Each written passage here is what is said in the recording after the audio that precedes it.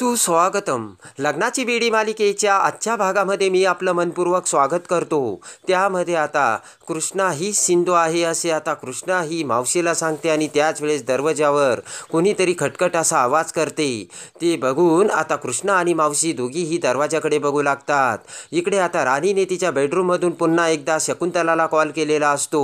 राणी शकुंतलाला म्हणते की राघव हा सिंधूच्या पाठीमागे जाईल असं मला वाटलं नव्हतं.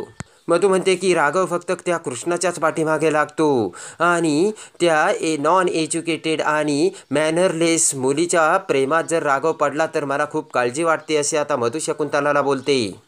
तर आता शकुंतला म्हणते की मैना राणी, आम्ही दाताच्या कान्या काढू काढू थकलो पण तुमच्या डोक्यातच शिरत नाहीये. शकुंतला म्हणते की आम्ही तुम्हाला सांगत होतो की तुमच्या त्या राघूला तुम्ही एकटं सोडू नका म्हणून, तुम्ही सतत त्याच्या अवतीभोवती राहा असेच आम्ही तुम्हाला सांगत होतो. शकुंतला म्हणते की पण आमचं ऐकतंय तरी कोण. मधू म्हणते की आईंना बरं होण्यासाठी त्या कृष्णाची गरज आहे म्हणून, नाही तर त्या कृष्णाला घराबाहेर काढण्यासाठी मला 1 मिनिटसुद्धा लागला नसता. मधू म्हणते की त्या मुलीवर जर आत्ता मी चोरीचा आळ जरी घेतला ना तरी राघव मला घराबाहेर काढू देणार नाहीये तिला. शकुंतला म्हणते की हे कोडं कसं सुटणार आहे काय माहिती, पण आम्ही तुम्हाला शेवटचं सांगतो की तुम्हाला यातून कसं बाहेर पडायचं आणि काय करायचे ते तुम्हीच ठरवा. काही जरी झालं तरी तुमचं लग्न त्या राघवसोबत झालंच पाहिजे असे शकुंतला मधूला सांगते. तेव्हा मधू म्हणते की मी खूप ट्राय करते तसा. मधू म्हणते की ते एवढं सोपं नाहीये. शकुंतला म्हणते की ते एवढं सोपं नाही की एवढं अवघड आहे, हे तुम्हीच तुमचं ठरवा आणि तुमचं ते छोटंसं गुपित आमच्याकडे मात्र शाबूत आहे बरं का. शकुंतला म्हणते की ते गुपित जर सगळ्यांच्या समोर आलं ना, तुम्ही त्या रत्नपारख्यांच्या घरात नाही तर सरकारी घरात राहायला जाताल आणि तेही आयुष्यभर तुम्ही सरकारी घरात राहताल. तेव्हा आता मधू म्हणते की शकुंतलाजी तुम्ही मला ब्लॅकमेल करता का. शकुंतला म्हणते की नाही आम्ही तुम्हाला पोकळ धमक्या देत नाही. जर असं झालं नाही तर आम्ही त्या बारक्या सिंधूला डायरेक्ट तुमच्या घरात घेऊन येऊ. मधू म्हणते की नाही शकुंतलाजी असं करू नका, मला त्यासाठी थोडा वेळ द्या आणि माझं राघववर किती प्रेम आहे ना तुम्हाला माहिती आहे आणि त्याच्याशी लग्न करायचं माझं स्वप्न देखील आहे. तेव्हा हसतच शकुंतलाजी म्हणते की मग तुमचं त्याच्यासोबत लग्न करायचं स्वप्न तुम्ही लवकर पूर्ण करा. आणि आता शकुंतलाजी ही फोन कट करते. इकडे आता दरवाजावरती कुणीतरी आलेले बघून पटकन आता मावशी दरवाजा उघडते तर समोर रिषभ उभा असतो. मावशी म्हणते काय पाहिजे. तेव्हा रिषभ म्हणतो खरं तर मी कृष्णाला भेटायला आलो होतो. आज जे घडलं ना ते सगळं मला दादांनी सांगितलंय. मावशी म्हणते एवढी तुला काळजी होती तर तुम्ही स्वतः का नाही आले. तेव्हा रिषभ म्हणतो की दादा होता ना तिथे. रिषभ म्हणतो की दादा जर इथं आला असता तर कृष्णाला त्रास झाला असता म्हणून मी इथे आलोय.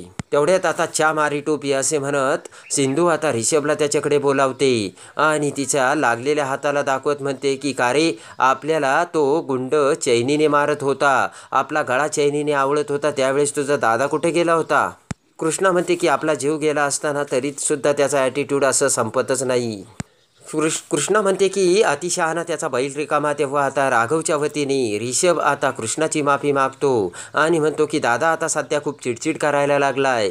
रिषभ म्हणतो कृष्णा तुला मी एक सांगू का, जेव्हा तुला आणि दादाला मी एकत्र बघतो तेव्हा दादा आणि सिंधू वहिनी एकत्र असल्याचा मला भास होतो. तेव्हा आता जेव्हा दादा तुला बघतो तेव्हा त्याला नक्कीच सिंधू वहिनीची आठवण येत असणार असे रिषभ आता कृष्णाला सांगतो. रिषभ म्हणतो की सिंधू वहिनी आणि सावी गेल्या 1 महिन्यापासून सापडत नाहीये म्हणून दादा टेन्शनमध्ये आहे. तेव्हा आता कृष्णा म्हणते की अरे तो तर त्याचा पर्सनल प्रॉब्लेम आहे, त्याला आपण काय करणार.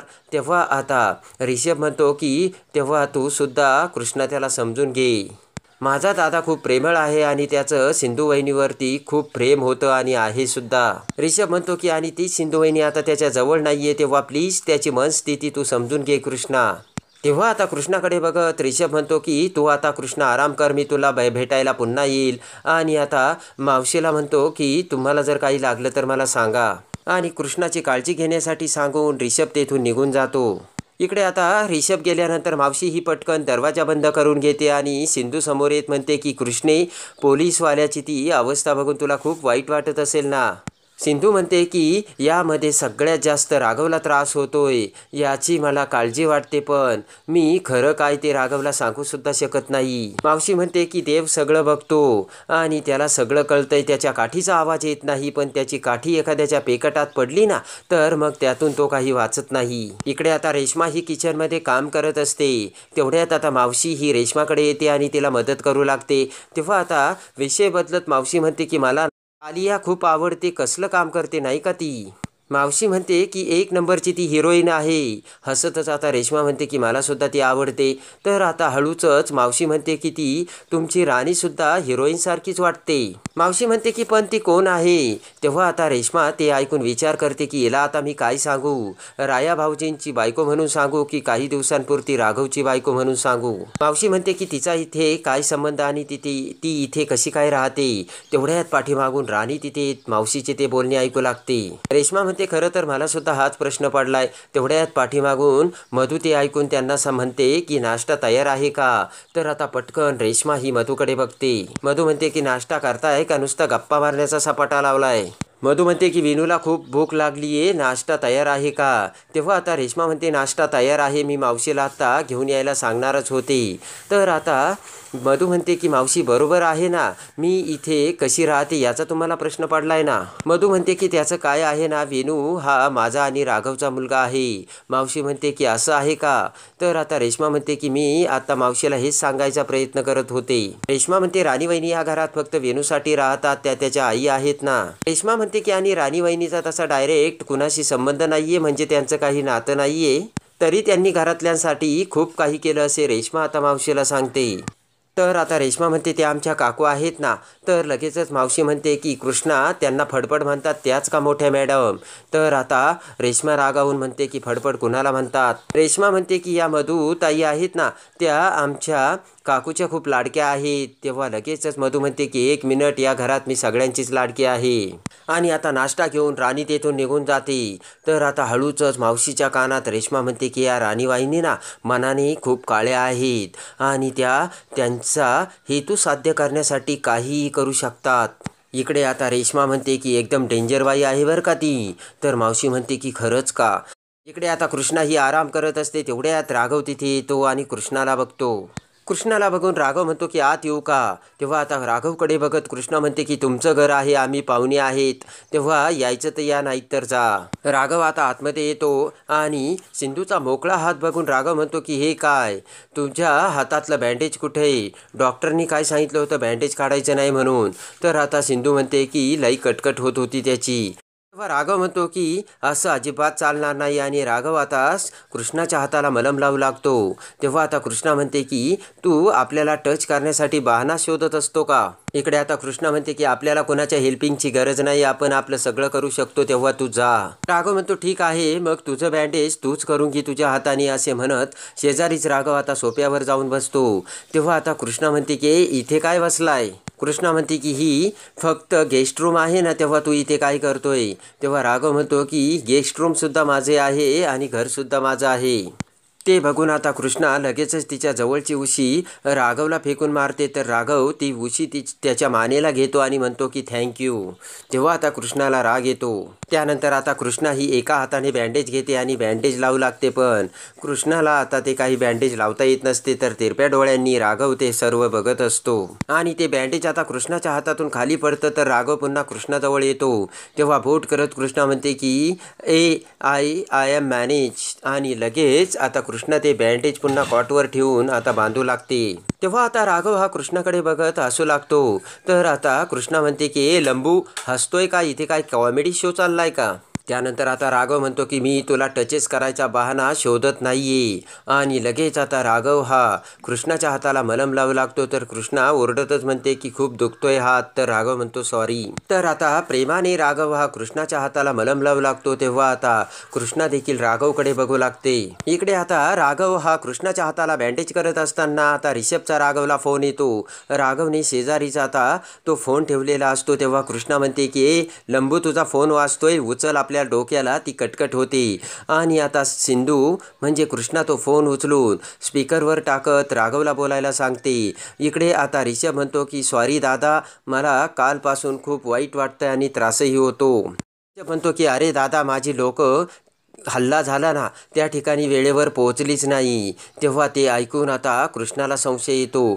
तर रिषभला राघव म्हणतो की आहे रिषभ, मी तुला नंतर कॉल करतो. तेव्हा आता रिषभ म्हणतो दादा ऐकणारे, माझ्या माणसांना खूप ट्रॅफिक लागलं होतं. रिषभ म्हणतो दादा मला खूप गिल्ट येतंय, नशीब कृष्णाला काही झालं नाही, नाहीतर मी स्वतःला कधीच माफ करू शकलो नसतो. कृष्णा आता ते सगळं ऐकत असते. तर आता राघव हा कृष्णाकडून फोन हिसकावून घेत तो कट करतो. तेव्हा आता कृष्णाच्या सगळं लक्षात आलेलं असतं आणि मोठ्याने मावशी लवकर आतमध्ये ये असे म्हणत आता कृष्णा ही मावशीला बोलावते. तेव्हा आता राघव कृष्णाला समजावत असतो. तर लगेचच बोट करत कृष्णा म्हणते की ए डोंट टचेस मी. तर आता मावशी तिथे येते. लगेचच आता मावशी म्हणते काय झालं. तर आता राघवकडे रागाने बोट करत आता कृष्णा म्हणते की मावशी लगेच बॅग भरायला घे आणि आता आपण इथे राहणार नाही. तर मावशी म्हणते की अगं पण काय झालंय. कृष्णा म्हणते की मावशी तू बॅग भरते की नाही की आपण भरू. तेव्हा आता कृष्णा बॅग भरू लागते. तर मावशी म्हणते की कृष्णे झालं तरी काय, एका मिनिटात बॅग भरायच्या आणि खाली करायच्या, हे तुझं काय चाललंय. मावशी म्हणते काय झालं. तर कृष्णा आता राघववर धावून जाते आणि म्हणते की हा लंबू आपला जीव घ्यायला निघालाय आणि या लंबूने आपल्याला मारायला गुंड पाठवले. आपण याच्या मदर केअर टेकिंगसाठी आलोय ना, पण हा आपल्या जीवावर उठलाय. राघव म्हणतो की तुझा काहीतरी गैरसमज झाला, ते गुंड तुला मारणार नव्हते. तर कृष्णा म्हणते की असं. कृष्णा म्हणते की मग लंबू ते गुंड काय मला राखी बांधायला पाठवले होते का. मावशी म्हणते साहेब ते हल्ला करणारे गुंड हे तुमचे होते का. तर आता राघव म्हणतो की नाही नाही नाही. तर कृष्णा म्हणते की हा काय बोलणार आहे, आपण सांगतो ना मावशी तुला. कृष्णा म्हणते की याला असं वाटतंय की आपण सिंधुबिंदू आहे. कृष्णा म्हणते की हा बघतोय आपण सिंधू आहे का कृष्णा आहे, म्हणून आपल्याला हा टेस्ट करायला हे सगळं करतोय. कृष्णा म्हणते की पण आता आपण इथे राहणार नाही, कळलं का तुला लंबू, आणि चल मावशी बॅग भर. तर आता कृष्णा म्हणते की चल मावशी. तर राघव आता कृष्णाला म्हणतो की कृष्णा माझं ऐकून तर घे. तर आता कृष्णा म्हणते की लंबू तुझं काय ऐकायचंय, आपल्याला मारायला तू गुंड पाठवले, आपण तुझ्या मदरची केअर टेकिंगसाठी आलो होतो. सिंधू म्हणते की अरे उद्या तर तो आपल्याला गाडी खाली देखील ढकलून देशील, तुझा काही भरोसा नाही राहिला, आणि मावशी चल बॅग भर. सिंधू म्हणते की आता आपल्याला इथे राहायचं नाही आणि आपल्याला काही झालं असतं तर अजून आपल्याला सल्लूशी लग्न करायचं यार. बोट करत कृष्णा म्हणते की लंबू आता मला तुझं काहीच ऐकायचं नाही. ॲक्च्युली मिस्टेक तुझी नाही आहे, ॲक्च्युली मिस्टेक माझीच आहे. आपण इथे आलो ना, तीच आपल्याकडून खूप मोठी चूक झाली. कृष्णा म्हणते की तुझ्यासारख्या माणसांना मोठी पनिशमेंट द्यायला हवी आणि भर चौकात उभं करून तुला चापकाचे फटके द्यायला हवेत. कृष्णा म्हणते की ती सिंधुबिंदू तुला सोडून गेली ना, ते बरंच झालं, एकदाची सुटली तुझ्या त्रासातून. इकडे आता बॅग भरून रेडी होताच मावशी म्हणते की कृष्णे सामान भरलंय, कधी निघायचंय. तेव्हा आता कृष्णा म्हणते की आत्ता लगेच निघायचंय. तर आता राघव पुन्हा कृष्णाची माफी मागतो. तर आता कृष्णा म्हणते की तुझी स्वारी बिरी घाल तुझ्या घशात, आपल्याला नकोय तुझी स्वारी. कृष्णा म्हणते की तुझ्यासारखी माणसे खूप स्वार्थी असतात आणि देवा अशा माणसांचं आपल्याला कधीही तोंड बघायला नको. ते ऐकून ओरडतच राघव म्हणतो इनफ. राघव म्हणतो की मी गुपचूप सगळं निमूटपणे ऐकून घेतोय, म्हणून मला वाटेल ते बोलशील का. राघव म्हणतो की तुला मी स्वार्थी वाटतोय आणि मी स्वार्थी असं का वागतोय आणि का वाटतंय याचा तू कधी विचार केलाय का. राघव म्हणतो गेल्या 3 महिन्यापासून मी माझी बायको आणि मुलीला शोधतोय, पण अजूनही त्या सापडलेल्या नाहीयेत. राघव म्हणतो माझी काय अवस्था झाली असेल याचा तू विचार केला आहेस का. लगेचच कृष्णा म्हणते की लंबू प्रॉब्लेम तर सगळ्यांच्याच आयुष्यात असतात, म्हणून असं कुणी कुणाला मारायला गुंड पाठवतोय का, असे मोठ्याने ओरडत आता कृष्णा राघवला बोलते. सिंधू म्हणते की तुझ्या गुंडांनी माझ्या चेहऱ्याचा नक्षा बदलला असता तर, अरे आपल्याला अजून सल्लूशी लग्न करायचंय. ते ऐकून आता राघवला राग येतो आणि राघव बोट करत म्हणतो की चल आत्ताच्या आत्ता तुला जायचं ना, तुझं सामान घेऊन निघ आणि हवं तिथे जा. तर सिंधू म्हणते की जाणारच आहे आपण. आणि आता इकडे कृष्णा ही ताबडतोब रागारागाने आता तिथून जायला निघते. तेव्हा आता रेश्मा दरवाजाच्या बाहेरून त्यांचे ते सर्व भांडण ऐकते आणि पटकन आता काकूकडे येत रेश्मा म्हणते की काकू काकू ती कृष्णा आहे ना, तिचं आणि राघव भाऊजींचं खूप भांडण झालंय आणि ती घर सोडून जायला निघाली. तेवढ्यात मधू आता रेश्माचे ते बोलणे ऐकते. तर आता काकू रेश्माला म्हणते की अगं तिचं काही ऐकू नको, ती फक्त नाटक करत असेल. काकू म्हणते की राघव तिला इथे राहण्याचे एवढे पैसे देतोय की ती काम सोडून जाणं शक्यच नाहीये. रेश्मा म्हणते की नाही काकू, यावेळेस त्या दोघी राघव भाऊजींवरती चिडल्यात आणि त्या खरंच घर सोडून जातील. तेवढ्यात आता चालत चालत आणि बोलत बोलत कृष्णा ही मावशी सोबत तिथे येते आणि काकूला बोट करत म्हणते की अरे तुमचा लंबू पागल झालाय. कृष्णा म्हणते की तो आपल्याला वाटेल ते बोलतोय. तेवढ्यात पाठीमागून राघव सुद्धा तिथे येतो. तर काकू आता कृष्णाला म्हणते की ए मुली, हे सभ्य माणसांचं घर आहे, किती मोठ्याने बोलतेस. कृष्णा म्हणते की आपण पण सभ्य आहे फडफड, आणि तुझ्या घरातली ही पांढऱ्या सफेद कपड्यातली जी माणसं आहेत ना, ती शैतान आहे शैतान. काकू म्हणते की अरे राघव काय झालं, ही आत्ता एवढा तमाशा का करते.